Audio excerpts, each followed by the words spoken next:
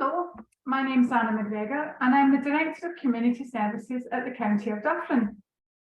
Today I'm going to share with you some information on housing, specifically additional residential units.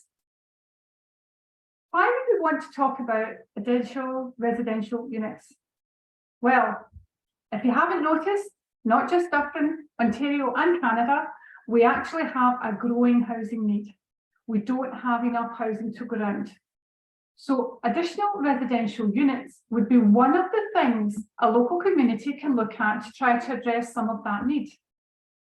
However, there's a challenge often when you hear people talk about bringing in new units. NIMBY.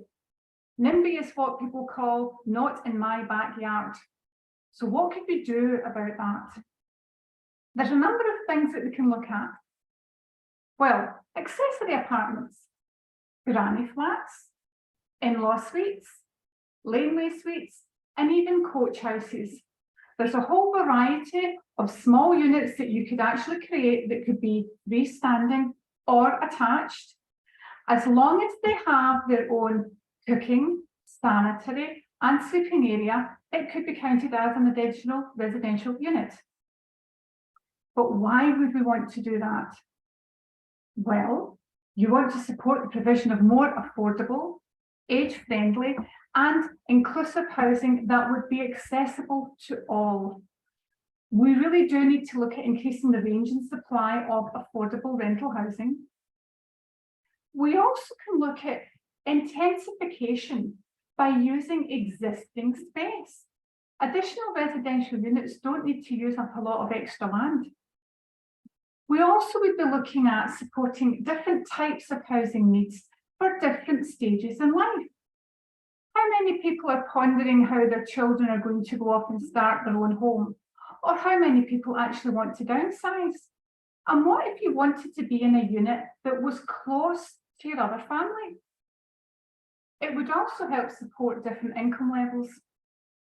It can also provide a more sustainable housing option. And for the people that create the additional residential units, you also can earn income. But it's not always that straightforward. You also have to have some considerations, because we're not just creating a shed in the middle of nowhere. You want to be very considerate of health and safety and building code, fire code. You want to look at things like infrastructure capacity. Where you're putting units, is there going to be enough water and waste and sanitary services? Are there privacy concerns? Would there be parking, transit, and access to local services? That could be things like your local shops. So what could we at the County of Dufferin do to help that process? And what things would you as a community want us to look at? Well, if we're talking about NIMBY, we could do more education and there could be communication for the local community. They could hear some of this information. We could look at the official plan regulations and amendments. What policy changes could we look at that would support this type of work? Obviously, things like the zoning and bylaw. We could even introduce a registration process where everybody would have a very clear process of what to do and how to do it.